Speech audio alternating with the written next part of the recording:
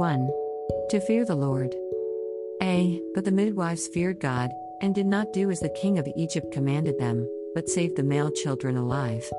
Therefore God dealt well with the midwives, and the people multiplied and grew very mighty.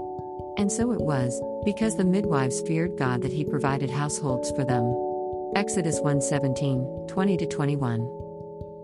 We all know what it means to have fear.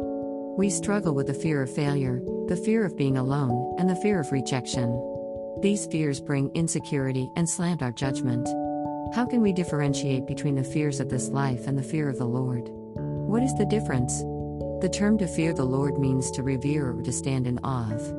We tend to fear the things that we see and touch, not a God who is invisible. So, we pay more respect to the things of this world than to the Lord who is in control of all these things in the first place. We have choices that we make every day. Are we trying to please people, or are we trying to please the Lord? 2. From Exodus, we see how the midwives are excellent examples of making the right choice. They were given a direct order from their king, the ruler of all Egypt. These women should have had the fear of the king because on earth he was the position of authority. He could command whatever he wanted and had the power to kill those who were disobedient.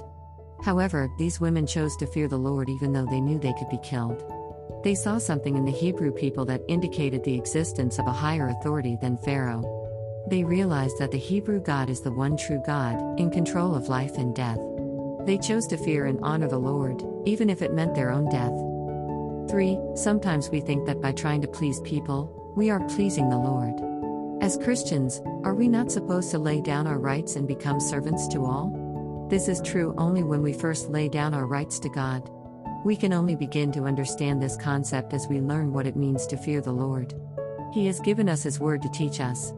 You may be put in a difficult situation in your home, in your work, or at school. Maybe your husband, or boss or principal has made a decision that goes against your convictions.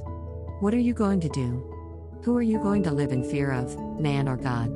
The greatest thing about living in the fear of the Lord is that He will help you.